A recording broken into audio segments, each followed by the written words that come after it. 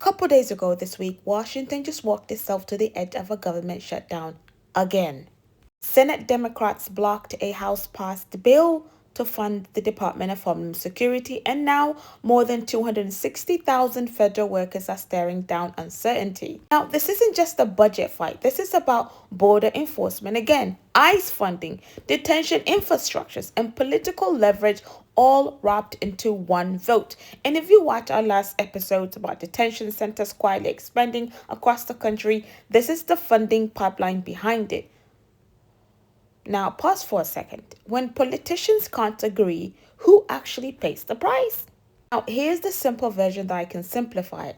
The House passes a funding bill for Department of Homeland Security. The Senate Democrats blocked it, the motion to advance it, not because they want DHS to shut down, but because the bill reportedly included enforcement provisions tied to immigrations that many Democrats say goes too far, too fast, without oversight. So this means DHS funding is now in limbo. Border and immigration agencies are dragged into political warfare. Federal workers face delayed paychecks again. And the threat of a shutdown becomes a leverage, not policy. Again, pause with me here. Is it about protecting institutions or using institutions as a bargaining chips? Now, DHS isn't abstract, right? DHS controls border enforcement, immigration detention contracts, deportation logistics, surveillance and tracking systems, funding streams to private detention contractors. So when funding stalls, what's really happening is policy through paralysis, I would say. And if you connect this to what we exposed in our detention episodes, new facilities being built, quiet transfers between states, communities resisting detention expansions, this funding fight becomes the oxygen for the entire system.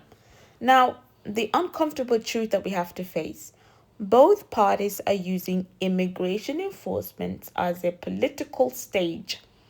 Different rhetorics, same human beings caught in the middle. And let me ask you something quick, viewers. Who benefits when immigration becomes a crisis narrative instead of a policy conversations? This isn't about the left or the right, the Democrats versus Republicans. This is about who controls the terms of enforcement, who decides how aggressive detention expansions becomes, who gets political cover when harm happens downstream.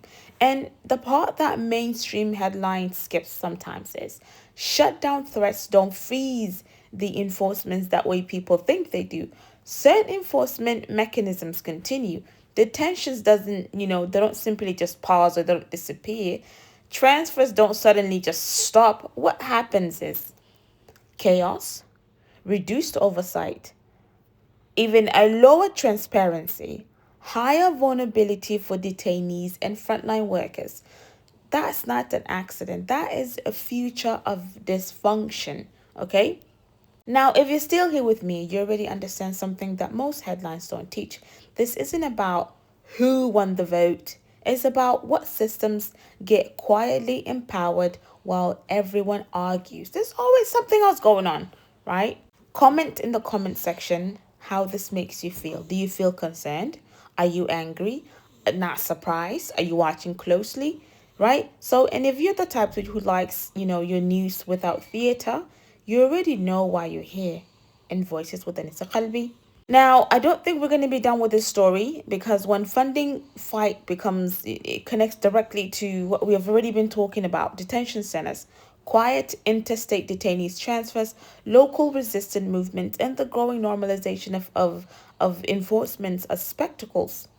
So stay informed, stay safe. I leave you all in the care of Allah subhanahu wa ta'ala. Be sure to subscribe, like, comment, and share. Assalamu alaikum wa rahmatullahi wa barakatuh. Fi amanillah.